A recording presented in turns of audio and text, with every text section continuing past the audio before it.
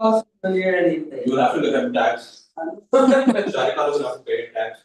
You have to pay tax.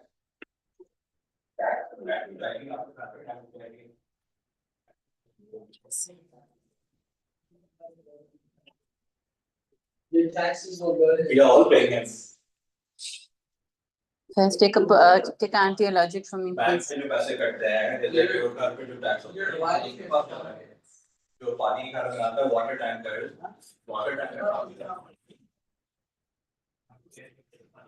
Bismillah ar-Rahman ar-Rahim. Assalamu alaikum, dear viewers. Welcome to this session of Quran for Ramadan. Today we'll be taking a look at another passage of the Quran which specifically relates to our own self-improvement and personality development.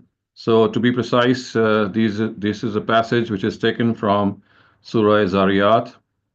Just going to share my screen with you. So these are verses 15 to 19, and I'm just going to read the text and translation first. Bismillahir Rahmanir Rahim. Innal muttaqina fi jannatin wa uyun akhizina ma atahum rabbuhum innahum kanu qabla zalika muhsinin kanu qalilan min al-layli ma yahja'un wa bil asharihim yastaghfirun wa fi amwalihim haqqun lis-sa'il wal mahrum. However, the righteous on that day will be among orchards and springs, receiving what has been bestowed on them by their Lord. Before this, they were thorough in their deeds. They would sleep very little at night, and its final hour would seek forgiveness from their Lord. And in their wealth was a share for those who ask and for the deprived. So, as you can see from the very beginning, these are like glad tidings being given to Muslims and to people, of course, who will be ending up in paradise. And remember, paradise is not just abode for the Muslims. Any person who is a sincere seeker of the truth and has not denied the truth deliberately is eligible for paradise. It is a common misconception that only Muslims are going to end up in paradise. In fact, it could be the other way around. Many Muslims would not be deserving paradise. So, innal muttaqina fi jannatin wa uyun, the righteous on that day will be among orchards and springs. This is a very common description of paradise, which is often mentioned in the Quran in this way. It gives you the look or the impression of a countryside in which there are orchards and springs and fountains and mountains and all kinds of fruits. So that is what is actually pleasing to all of us, and it was pleasing to the Arabs also. And then it says, "Akhizina ma atahum rabbuhum," that they would be receiving what their Lord has bestowed on them. Of course, referring to the fact that whatever they'll ask on the day of judgment and they end up in paradise, God is going to grant them their wishes. God is going to grant them their desires. And as far as their own rewards are concerned, the Almighty says that one of the greatest blessings on that day would be that they will be united with their children. So to be united with your children, to be united with your parents is something that can really be an outstanding and a very ephemeral experience, because no joy is complete without your family. So such will be the joy of paradise, that it's not just you alone who will be there, but your own parents and your own children will be with you. And this is like eternal life for you. So remember, this is what the Quran has asked us. This is what the Quran has set us as a target, that the life of paradise is something that we should always give preference to, always be people who are going to have this target in mind, that you end up in paradise. And one small thing that I might indicate here is that you might be familiar with the fact that often it is said that we must use our right hand when we eat, and other routines of our life should begin with our right hand. So why is it that the Quran or the Prophet has stressed on using the right hand? So there is a very subtle element in this, and it's a very subtle symbolism. And that is that people who will succeed on the day of judgment and will be eligible for paradise will actually be handed over their register of accounts in their right hands. And people who would be destined, or people who would be condemned, they will be handed over their accounts in their left hand. And you might have heard of this expression in the Quran, Ashabul Yameen, companions of the right hand, Ashabul Shimal, companions of the left hand. So companions of the right hand are the ones who will be actually receiving their account in their right hand, signifying the fact that they have become eligible for paradise. So the Quran and the Prophet wants us to be people of the right hand and be reminded continuously that let us strive to become people of the right hand. And that is why this right hand has been given this significance that you begin every routine with your right hand, which means that you are actually vouching for the fact and you are actually working for the fact that hopefully with my good deeds, I'll be ending up in the next world as a person to whom his record will be given in the right hand, thereby making paradise something which is destined for him. Now, the other thing, because we have taken up this topic, so it's like a digression, but I'd like to clarify here that if a person is naturally left-handed, then it should not be the case that you force that boy or a girl to become right-handed, as has been the case in the past. Our parents, grandparents have been being very, very strict on this, and they would force their children to use their right hand without realizing that their natural hand is their left hand. And when God has created them with this left hand, then actually their left hand is in fact their right hand. So this is a small thing that we have to clarify, that although right-handed people are the ones, when we begin our routine with the right hand, then the purpose is to symbolize the fact that we should be companions of the right hand in the hereafter. But in no way should this be something that should force mothers or their fathers or fathers to possibly turn the natural left-handers into right-handers. So, innal muttaqina fi jannatin wa uyun, and akhizina ma atahum rabbuhum fi jannatin wa uyun, akhizina ma atahum rabbuhum. And then what is said is innahum kanu qabla zalika muhsinin, that these people have become eligible for paradise because they were thorough in their deeds. They were very thorough, which means that it was not that they would do deeds which are just, like 33% or just having the passing grade. They would excel in their deeds. They would become high achievers in life. So just as they were high achievers in their professions, in their fields, they were high achievers in becoming people of character or people of conduct. So remember, this is something that we have to always understand, that paradise is a gift for our good deeds, for our good character, for our own improved personality, and all our worship rituals, actually, we must realize that they are a means to achieve this high character. If our own worship rituals are not making us improved individuals, then there is something wrong. And more often than not, the reason for this is that we think that these worship rituals are an end in themselves, which they are not. They are a means to an end. And that, of course, end is to become a better person. And that is precisely what the Quran has pointed out here by saying, Innahum kanu qabla zalika muhsinin, that these were the people who in their previous life were muhsin, who were thorough in their deeds, who did not leave any stone unturned in their quest for the truth, who would always follow the voice of their conscience, who would always care about other people, who would always look after other people, who would always hold themselves accountable, who would take responsibility for any blemish or mishap that they might have done. So this is the sign of a good person. And remember, because of this compartmentalization that Muslims have often done and been guilty of, that we find that people who are very observant in their worship rituals, but unfortunately, when it comes to good deeds and it comes to character, we find them to be shockingly very, very lacking.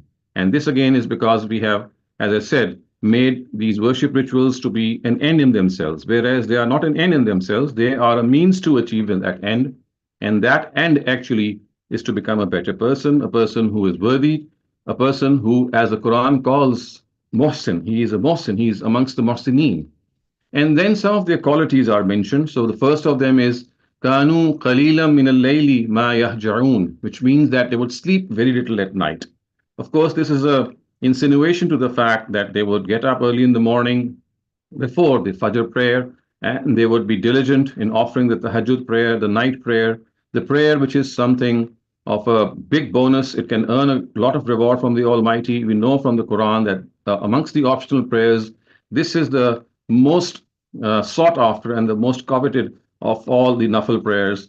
And if we are able to offer the Tahajjud prayer, especially in this month of Ramadan, it becomes possible for us because we have to get up nevertheless for our Sehri meal.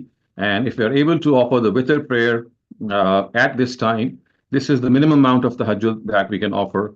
And if we are able to do that, then this is, of course, something that can be considered as a responsibility or maybe an obligation. Although it's not an obligation in the actual sense, it's like a time for you that you can actually utilize this time when we are up at this time to say this prayer. In our normal lives, we, of course, that should also be an attempt. So remember, the Prophet himself used to pray the tahajjud prayer every single day. And it is very likely that the tahajjud prayer was actually an obligation. It was made mandatory upon him, unlike other Muslims. So as far as he was concerned, he used to diligently offer the tahajjud prayer. This is a prayer in which you get up at night, in the middle of the night, or in the later part of the night.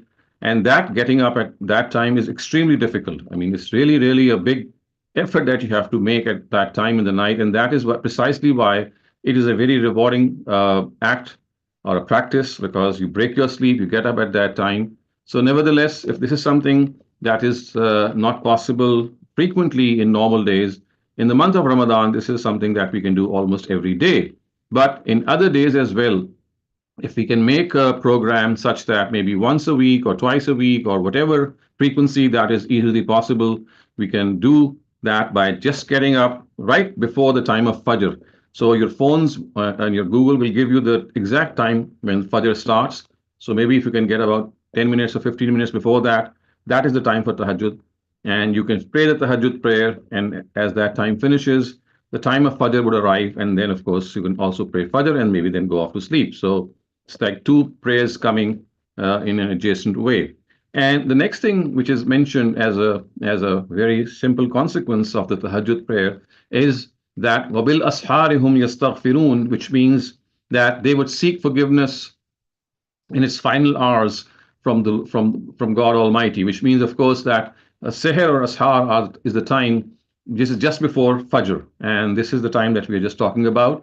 So this is the time to ask for God's forgiveness. It is a time in which we can connect to God. It is a time in which we can talk to God. It is a time in which, even if we are not able to get up, I can give you this small suggestion that if you wake up at the time of the tahajjud, because often we do wake up once or twice in the night to go to the washroom. So if we get up in the middle of the night and it's like around tahajjud time, and we feel that it would be difficult for us to offer the tahajjud prayer, or maybe because of any reason we are feeling slack or tired or lazy, and even if we can do something by just praying in our bed. I mean, what I'm saying praying is just supplicating to God, talking to God, even if that's not that can be done in its ideal form, which means that you're not able to sit, offer the prayer on a prayer mat. Even while lying down, if you can just talk to God, maybe say a few sentences, ask for your own forgiveness, any wish that you have, because the time itself is very blessed. So if the ideal form of praying at that time is not possible, so if you wake up at night, which we do often, then at least this much can be done, that we can still utter prayers or offer supplications, invocations while we are in our bed, and that would be at least something that we have done at that time. So wabil asharihum yastaghfirun. And the next important thing which is mentioned, of course, an equally important thing is wafi amwalihim haqqun lis-sa'ili wal mahrum, and in their wealth was a share for those who asked and for the deprived. Of course, this is referring to the custom or the obligation of zakat. That was an age-old custom. Remember, all these worship rituals, they never began with the Quran or with Prophet Muhammad.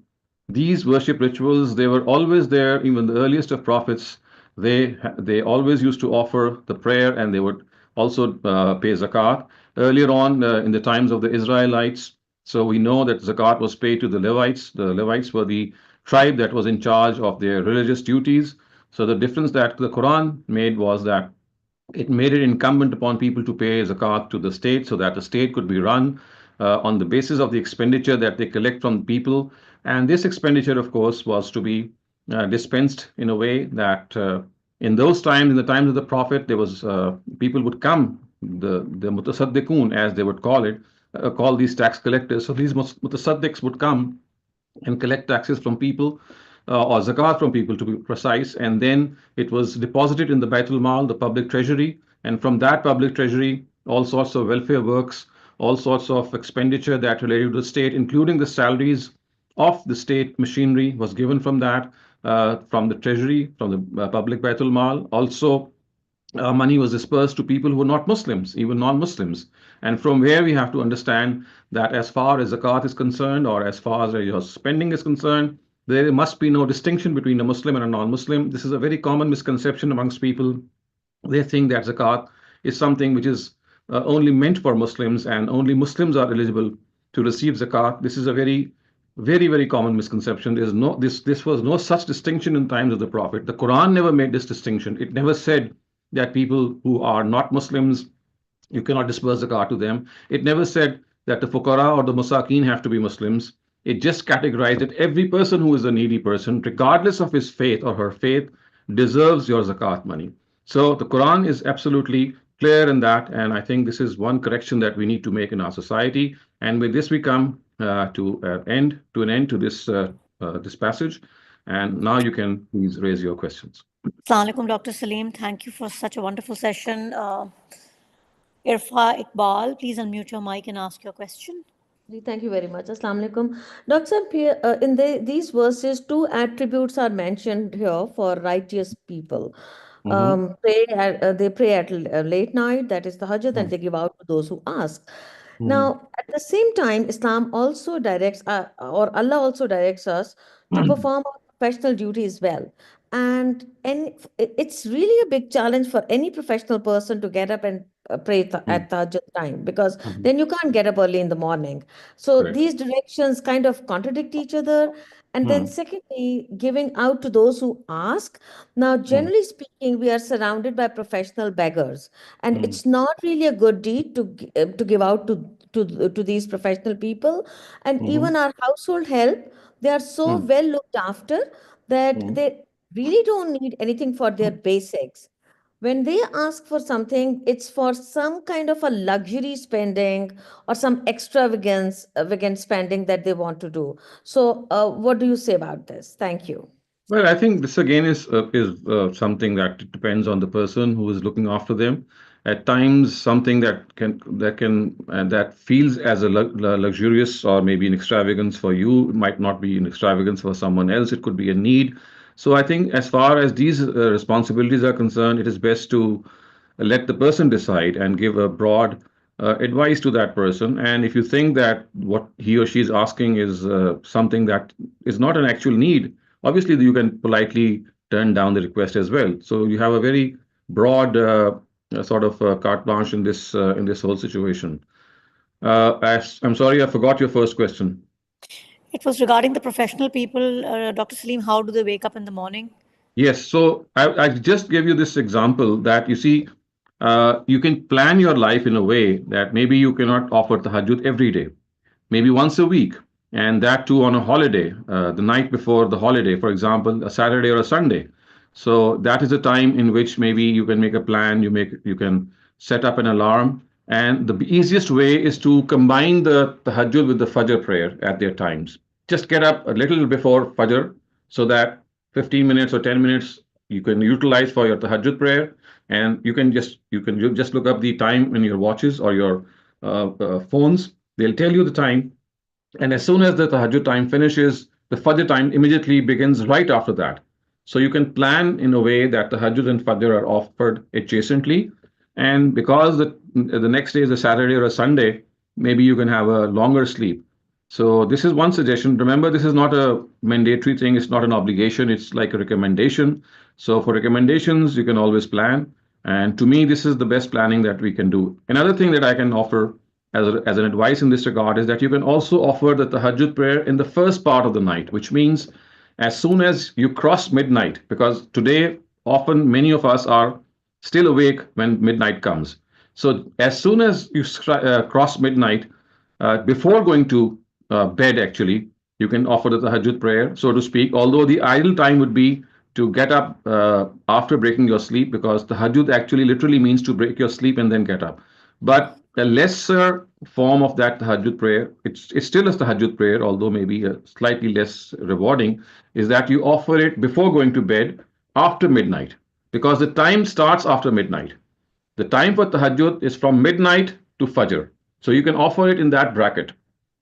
And if it's difficult for you to get up, then at least in normal days, and if you're up after midnight, then this is something that you can do. Thank you, Dr. Saleem. Ammar Rasool, अपना सवाल कर लीजिए आप.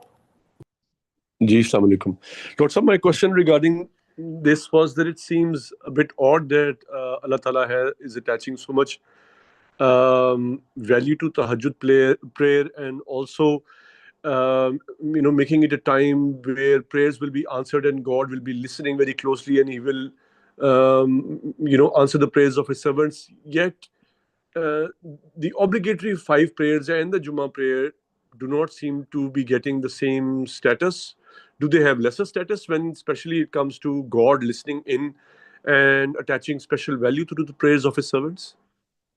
Well, this is not precisely what is meant here. It is as if what the Almighty is saying is that all times for Him are acceptable, but there is like a bonus time, like a time in which you can get a windfall gain, so to speak. So you see, it's not that the other times of the prayers, like the 5 normal prayers that you offer during the day, they are something that will not afford you the same opportunity.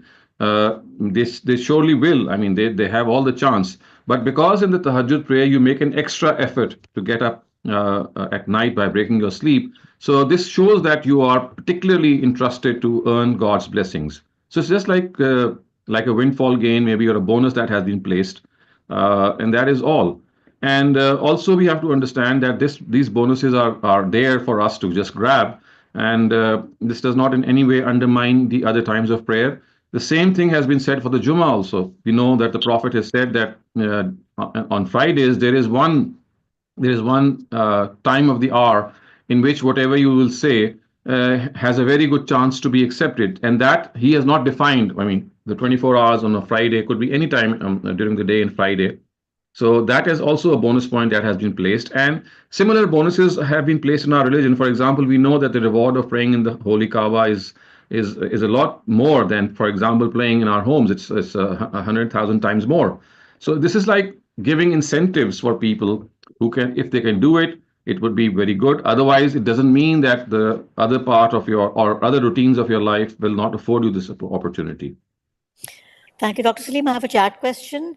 Will you be reunited only with children or others as well, friends or spouse?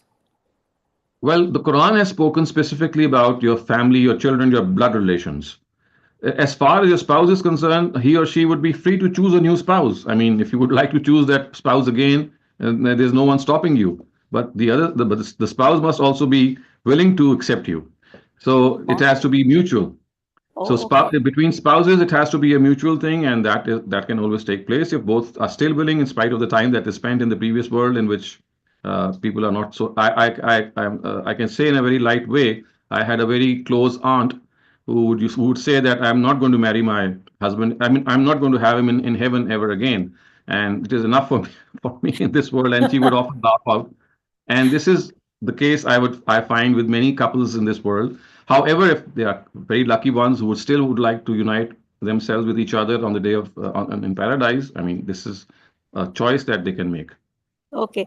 Thank you, Dr. Saleem. Ghulam Ali मोहतरम, अपना सवाल कर लीजिए आप.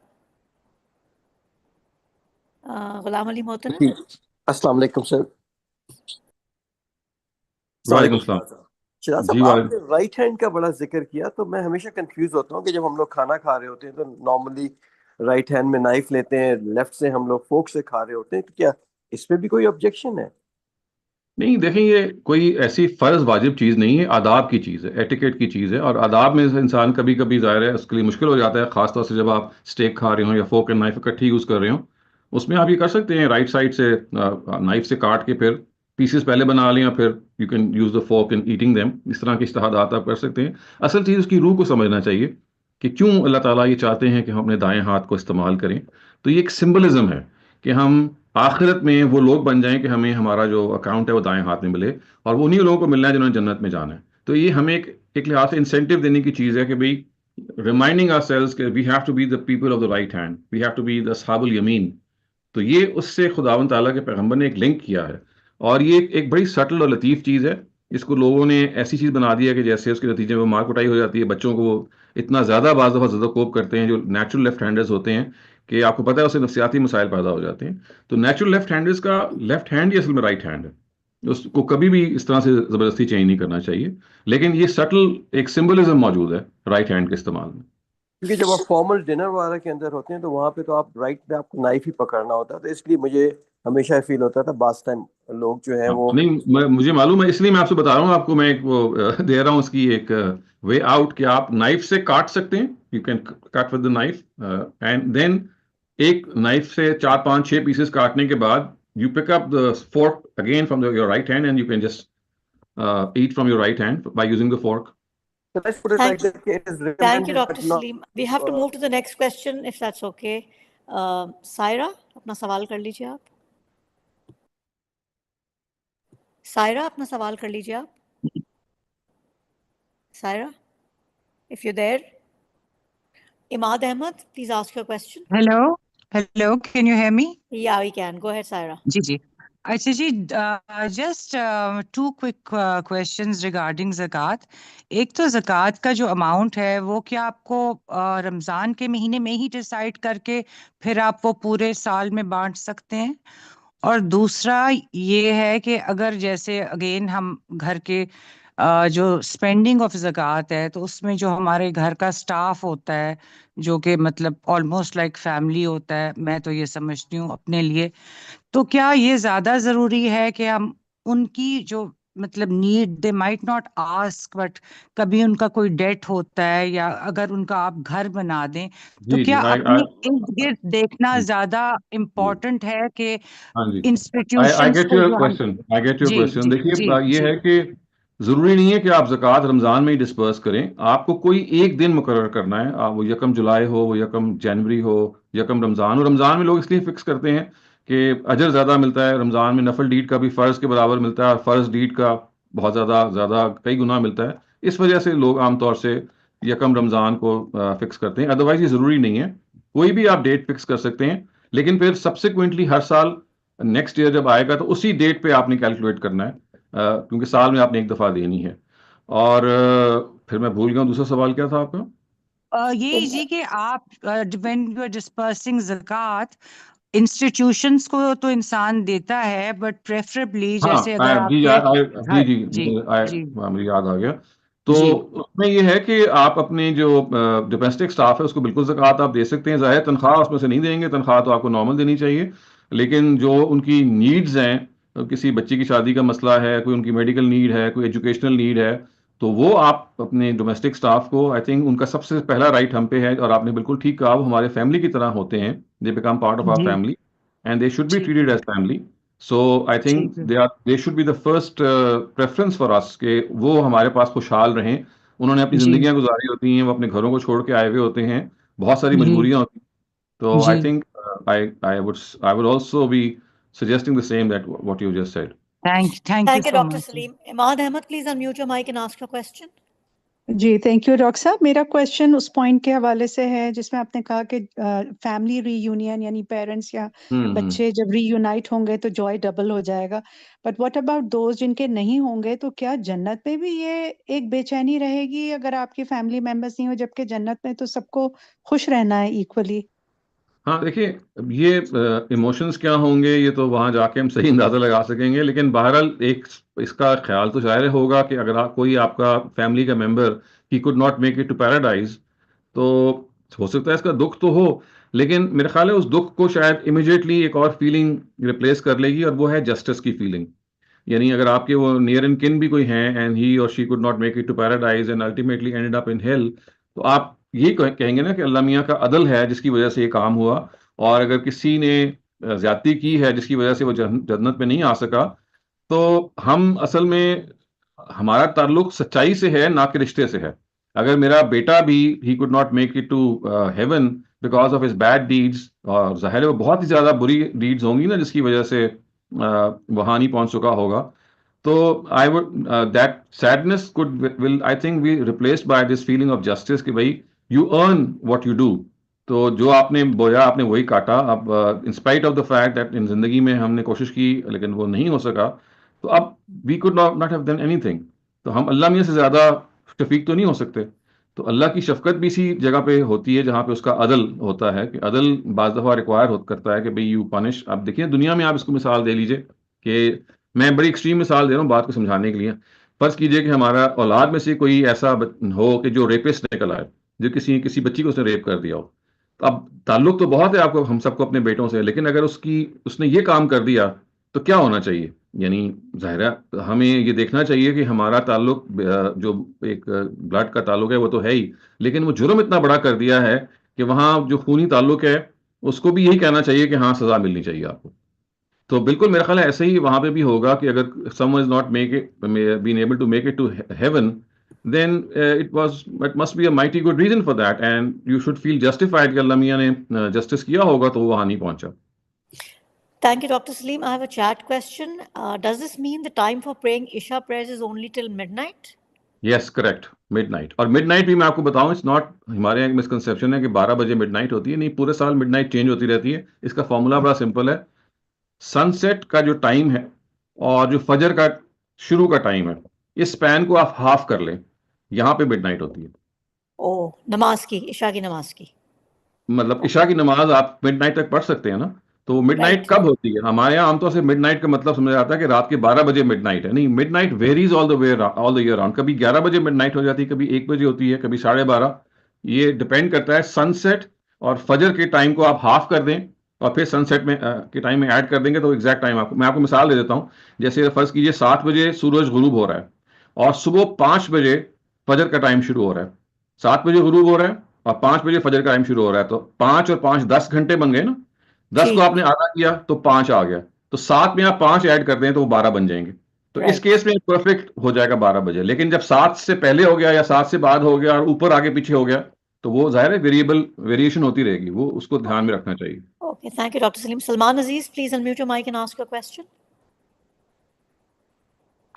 سر آپ نے کہا تھا غیر مسلم بھی جو ہے وہ جنت میں جائیں گے, تو نو آفینس سر, لیکن یہ ہے کہ یہ بات اس سے سمجھ نہیں ہے کہ یہاں پر بات ہوئی ہے متقیوں کی, اور متقی وہ لوگ ہوتے ہیں جو تقویٰ کرتے ہیں اور اللہ کی حدود کا خیال رکھتے ہیں. اللہ تعالیٰ نے بھی یہی کہا ہے کہ جو لوگ ایمان لائیں گے اور نیک عمل کریں گے.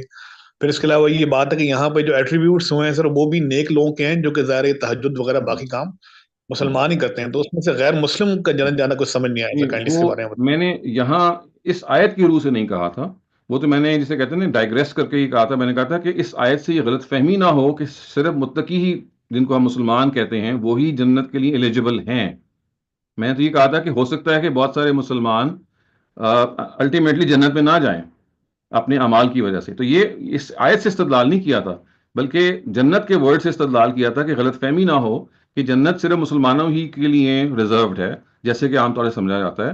قرآن مجید کے دوسرے مقامات سے یہ بات معلوم ہوتی ہے کہ جن کے پاس پیغمبر کی دعوت نہیں پہنچی یا ڈسٹارٹڈ فارم میں پہنچی یا پہنچی تو مسلمانوں کے اعمال کی وجہ سے وہ اور دور ہو گیا وغیرہ وغیرہ, بہت سارے اس طرح کے عذرات ہوتے ہیں. تو رسولوں کی زندگی میں تو وہ اللہ تعالیٰ عذر ختم کر دیتے ہیں, لیکن جب رسول چلے جاتے ہیں اور ہم آپس میں جس طرح پوسٹ پروفیٹک پیریڈ میں ہم رہ رہے ہیں, تو یہاں پہ غلط فہمیوں کا پورا امکان ہوتا ہے. ایک سچا انسان, بہت سارے ایسے ہوتے ہیں کہ جو سچائی کی تلاش میں نکلتے ہیں, لیکن وہ کسی طرح کسی وجہ سے کوئی عذر لاحق ہو جاتا ہے اور وہ یا تو دین کا میسج ان کو نہیں پہنچا, یا مثال کے طور پہ کوئی ایسی ان کے ذہن میں سوال ہے اس کا ان کو جواب نہیں ملا, جس کی وجہ سے وہ ٹھٹک گئے اور انہوں نے ایکچولی دین کو, اسلام کو قبول نہیں کیا. تو یہ بہت ساری کیٹیگریز ہیں جو ایلیجیبل ہو جاتی ہیں اپنے اس سچائی کی تلاش میں کہ وہ بھی اللہ تعالیٰ کو کنسیڈر کرے. تو میں تو اس کو ایک جنرلائز یعنی اس آیت سے استدلال نہیں کر رہا تھا, بلکہ قرآن کے دوسرے مقامات سے صرف اس کو ایڈ کر رہا تھا کہ یہ نہ ہو کہ ہم یہ سمجھ بیٹھیں کہ بس مسلمانوں کا اجارہ ہے جنت. بہت سارے مسلمان ہو سکتا ہے جنت میں نہ جائیں, اور بہت سارے ہو سکتا ہے غیر مسلم ہو سکتا ہے, میں یہ نہیں کہہ رہا لازمن, ہو سکتا ہے کہ وہ یہاں پہ آ جائیں. Thank you, Dr. Saleem. I have one سر جو ایمان لائے تو ایمان لائے میں تو وہ Salwan Sahab, it's one question at a time. I have a couple of more questions. It was part of my question, please. Okay. Okay, go ahead, please. سر میرا سوال کا حصہ سر یہ تھا کہ دوسری جگہ پہ یہ بھی تو آیا کہ ایمان لائے. ہاں نہیں, دیکھیے ایمان لائے کب, جب ایمان کا نوبت آئی ہے. یا وہاں ایمان کا سے مراد یہ کہ خدا کو ایک مانا, ان الذین آمنوا والذین ہادوا, اگر آپ آیت کی طرف اشارہ کر رہے ہیں تو وہاں مراد یہ ہے کہ خدا تو انٹیوٹیو ایک ریالٹی ہے. ہم یہاں بات کریں پیغمبر کے بھی ایمان لانے کو ایک شرط کے طور پہ کنسیڈر کرنا. اللہ پر ایمان لانے کے بارے میں تو اللہ تعالیٰ یہ کہہ رہے ہیں کہ آپ کے انٹیوشن کے اندر خدا موجود ہے. خدا کے منکرین تو بہت دنیا میں کام ہوتے ہیں. اصل انکار ہوتا ہے رسالت کا یا دوسرے پیغمبروں کو ماننے کا. ہم اس کی بات کر رہے ہیں. تو وہ جو ایمان کی بات ہو رہی ہے, جو ایمان کا ورڈ آپ استعمال کریں, وہ اللہ پر ایمان ہے. اللہ پر ایمان تو ایک غیر مسلم بھی لا سکتا ہے. اصل چیز ہے پیغمبر پہ ماننا. Thank you, Dr. Saleem. I have a couple of more questions. Can I go ahead and take them? جی please go ahead. Umar, please ask your question. Assalamu alaikum, sir. What if someone worships minimally but does lots of good deeds for God? I think that Allah Ta'ala should be very considerate of such a person. Worship کی جو minimum amount اگر آپ پوری کر رہے ہیں تو آپ اپنی responsibility تو پوری کر رہے ہیں نا. That should be fine. And if you're doing other good deeds, I mean, again, that is something that should be worthy of consideration. I mean, there is no red flag in this. The only thing is that آپ ایک چیز کو بالکل 33% پہ کر رہے ہیں, لیکن کر رہے ہیں, that they are passing marks. Thank you, Dr. Saleem. Question, a chat question. Can we give zakat to our immediate family members like parents, etc.? Yes, ابھی ہم نے کچھ عرصہ پہلے میں نے آپ کو وہ آیت پڑھائی ہے قرآن مجید سے, جس میں کہا گیا ہے کہ وَمَا أَنفَقْتُم مِّن خَيْرٍ فَلِلْوَالِدَيْنِ وَالْأَقْرَبِينَ, یعنی جو آپ خرچ کرتے ہیں اس کا سب سے پہلے جو حصے دار ہیں انفاق کے, وہ آپ کے والدین ہیں اگر وہ ضرورت مند ہیں تو. Okay. Hina Zaidi, if you can keep your question very short. Assalamu alaikum to all. My question is that how are we going to label to those people who don't accept prophets, but they do have belief in Allah, and they do have, like some of them, they don't have belief in the last prophet, but they do have belief on the previous prophets. What label are we going to give them? That's precisely what I just explained a little while ago, that they are serious contenders for paradise.